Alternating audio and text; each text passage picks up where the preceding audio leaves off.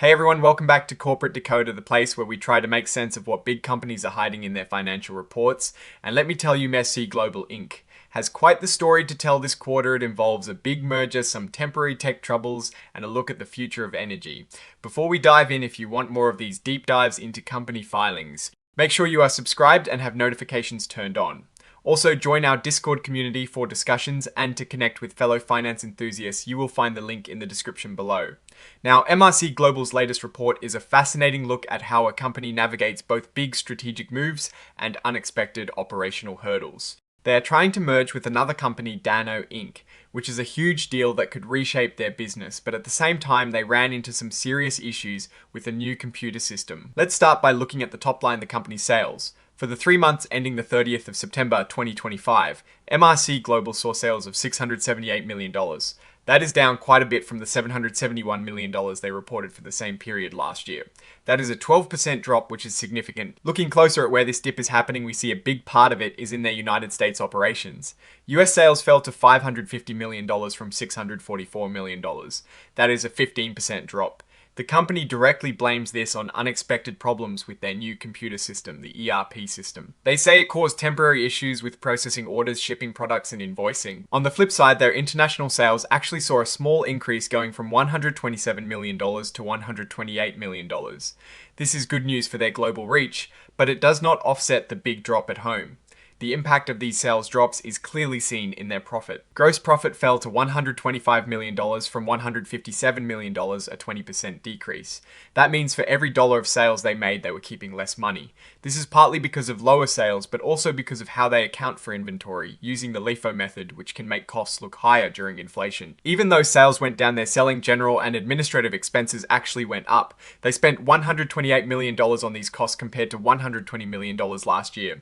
A big chunk of that increase, $6 million, was for legal and consulting fees related to the merger with Dano Inc., and another $6 million was for those ERP system implementation problems. All of this led to an operating loss of $3 million for the 3 months ending the 30th of September 2025. This is a stark contrast to the $37 million in operating income they reported for the same period last year. This is a really dramatic shift and shows the pressure the company is under.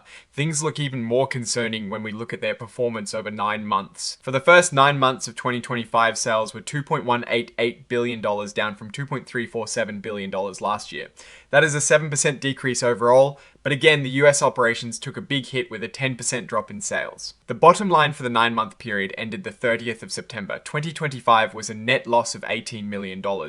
This is a huge turnaround from the net income of $78 million reported for the same period in 2024. Even if we just look at continuing operations, the picture is grim.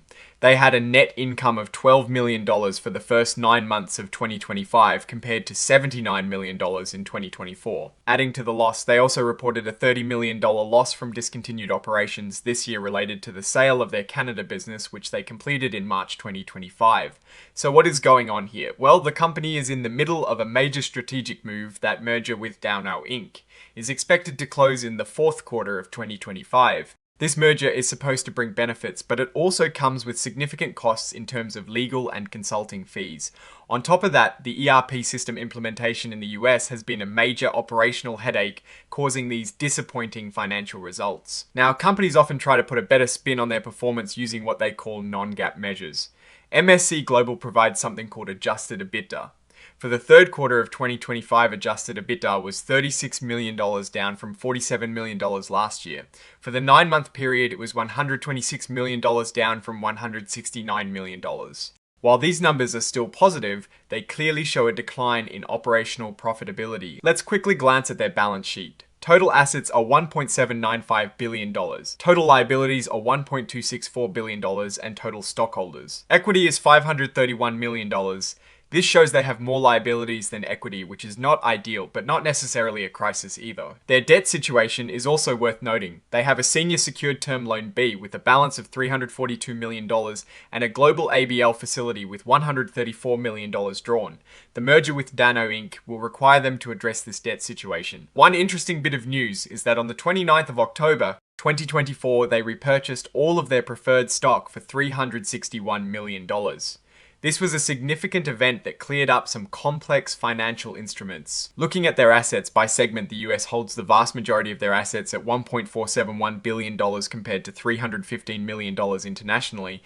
This highlights their heavy reliance on the US market, which makes the ERP system issues all the more impactful. Despite the current operational challenges and market dips, the company reports a backlog of $571 million, most of which they expect to realize revenue from within 12 months. This offers some hope for future sales.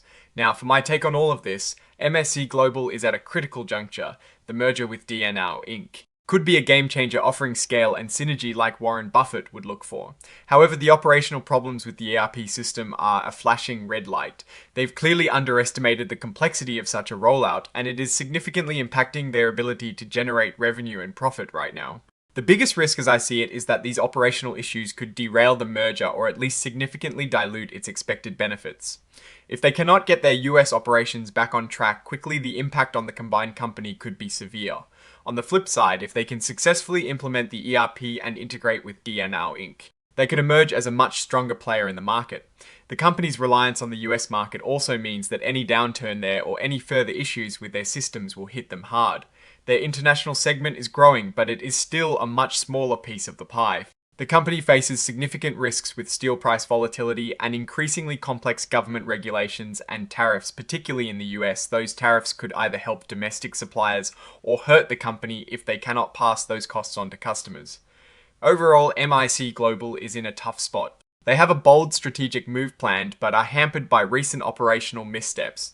The immediate future depends heavily on their ability to fix internal problems and successfully integrate with DNOW Inc. Alright, that is our breakdown of MRC Global's latest filing. What is your take on these numbers and what they signal for the company's future? Do you think the merger will be a success or a setback? Drop your thoughts in the comments. If this analysis was valuable, hitting that like button really helps, and subscribe for more deep dives. And don't forget to check out the Discord in the description to keep the conversation going. Thanks for watching. See you next time.